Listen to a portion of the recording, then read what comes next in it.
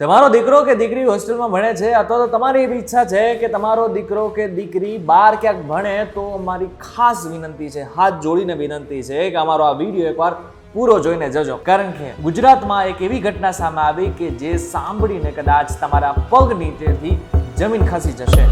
પાટણમાં શનિવારે એક મેડિકલ કોલેજમાં કેટલાક વિદ્યાર્થીઓ ઉપર રેગિંગ કરવામાં આવ્યું, જેને જ કારણે એમાંથી એક વિદ્યાર્થીનું મોત થઈ ગયું. ત્યારે શું હતી ઘટના એના વિશે તો ચર્ચા કરીશું, પરંતુ રેગિંગ થાય ત્યારે કરવાનું છે શું, કેવી રીતના બચવાનું છે એના વિશે પણ વાત કરીશું.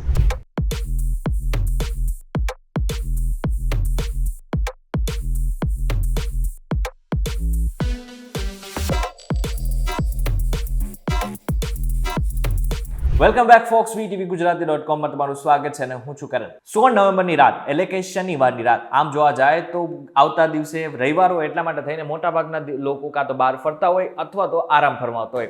પરંતુ પાટણની મેડિકલ કોલેજના એક વોટ્સએપ ગ્રુપમાં શનિવારની રાતે ધડાધડ મેસેજ કરવામાં આવે છે. મેસેજ સિનિયર્સ દ્વારા કરવામાં આવ્યા હોય છે અને સ્પેશિયલ જુનિયર્સને એક રૂમમાં બોલાવવામાં આવે છે. જેમાંનો એક વિદ્યાર્થી અનિલ, જે મૂળ સુરેન્દ્રનગર જિલ્લાના ધાંગધ્રા તાલુકાના જેસણા ગામનો રહેવાસી હતો. હવે મૂળ એનું સપનું હતું ડૉક્ટર બનવાનું, કદાચ એના મા બાપનું પણ હશે સપનું ડૉક્ટર બનાવવાનું. એટલા માટે થઈને તેમને પોતાના દ્વાલ સોયાને એક પાટણની મેડિકલ કોલેજમાં ભણવા માટે મૂક્યો. પરંતુ એમને ક્યાં ખબર હતી કે એમના દીકરાનું સપનું તો સપનું જ રહી જશે. હવે અનિલ પોતાના સિનિયર્સના મેસેજ જોઈને તરત જ એ રૂમમાં પહોંચે છે. હવે ત્યાં ઓલરેડી 15 થી 17 સિનિયર્સ હોય છે. હવે ના માત્ર અનિલ ત્યાં હતો, પરંતુ એની સાથે સાથે પોતાના ક્લાસમેટ એટલે કે ઓલમોસ્ટ બધા જ જુનિયર્સ ત્યાં ભેગા થયા હતા.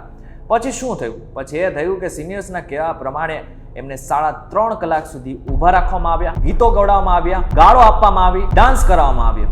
ઇન શોર્ટ જો જોવા જઈએ તો માનસિક અને શારીરિક રીતે શોષણ કરવામાં આવ્યું. પરંતુ આ વાત અહીં જ અટકતી નથી. 3.5 કલાક સુધી ઊભું રાખવાને કારણે અનિલ બેભાન થઈ જાય છે અને અચાનક જ તેનું મૃત્યુ થઈ જાય છે. હવે આ ઘટના બન્યા બાદ 15 વિદ્યાર્થીઓને સસ્પેન્ડ કરી નાખવામાં આવે છે અને આ સાથે જ અત્યારે તેમની સામે પોલીસ ફરિયાદ પણ નોંધવામાં આવી છે. હવે પ્રશ્ન એ છે કે તમારા બાળક સાથે, તમારા વહાલ સોયા સાથે આવું થાય જ નહીં તો શું કરવાનું? તો સૌથી પહેલા એ સમજી લો કે રેગિંગ શું છે.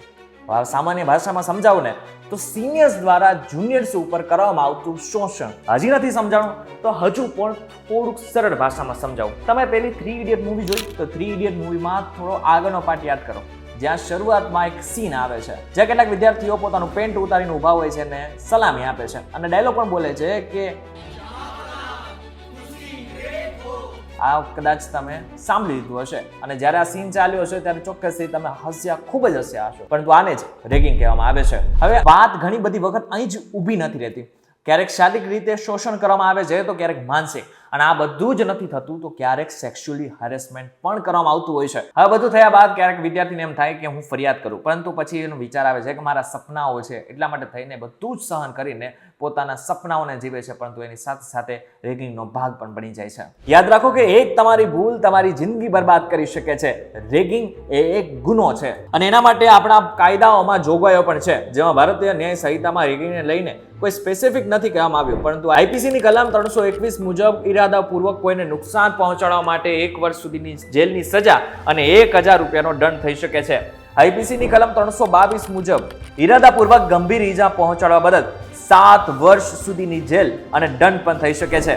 આઈપીસીની કલમ 350 મુજબ ઇરાદાપૂર્વક બળનો ઉપયોગ કરવા બદલ 3 મહિના સુધીની જેલ અથવા તો 500 રૂપિયા સુધીનો દંડ ભોગવવો પડી શકે છે.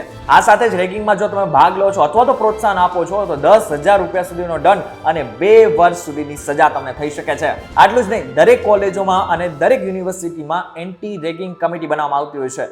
યુજીસીએ ઓક્ટોબરમાં જાહેર કરેલું છે કે દરેક યુનિવર્સિટીએ ફરજિયાત હવે કમિટી બનાવવાની રહેશે. આ સાથે જેટલી પણ કોલેજો અને યુનિવર્સિટી છે ત્યાં શરૂઆતમાં જ એટલે કે કોલેજની બિલ્ડિંગની શરૂઆતમાં જ એન્ટી રેગિંગ પોસ્ટર લગાવવાની જાહેરાત પણ કરી હતી.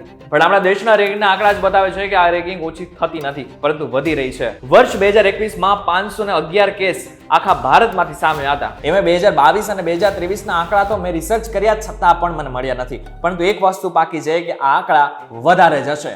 હવે આપણે ગુજરાતની વાત કરીએ કે આખા ગુજરાતમાં છેલ્લા 5 વર્ષની અંદર કેટલા રેગિંગના કેસ સામે આવ્યા. 2019 બીજે મેડિકલ કોલેજમાં સિનિયર્સ વિદ્યાર્થીઓ દ્વારા રેગિંગ કરવામાં આવ્યું.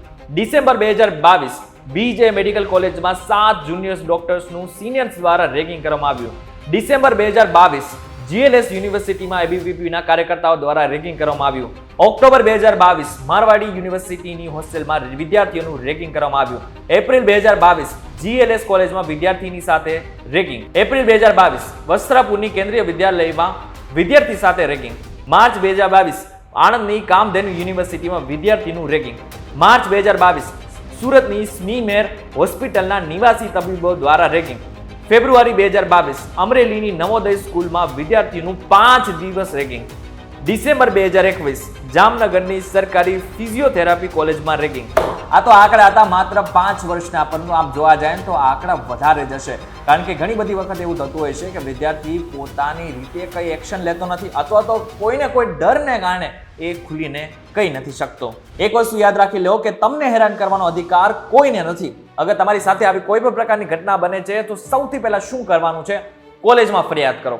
ત્યાં કોઈ તમારી સાથે વ્યવહાર સારો નથી કરતો અથવા તો ફરિયાદ નથી સ્વીકારતા તો કોલેજની જે એન્ટી રેગિંગ સ્ક્વોડ છે એને જાણકારી આપો. એને પણ નથી કરવી તો હજી તમારી પાસે ઓપ્શન છે. તમે નેશનલ એન્ટી રેગિંગ હેલ્પલાઇન 1800-180-5522 ઉપર ફરિયાદ કરી શકો છો. આ પણ નથી કરવું તો હજુ પણ એક ઉપાય છે. તમે ઈમેલ કરી શકો છો. તમે helpline@antiraging.in ઉપર ફરિયાદ કરી શકો છો. આ બધું જ નથી કરવું, બધામાં કન્ફ્યુઝ છો તો 100 નંબર ઉપર ફોન કરીને ફરિયાદ કરી નાખો. મહિલા છો તો 181 નંબર ઉપર ફરિયાદ કરી નાખો.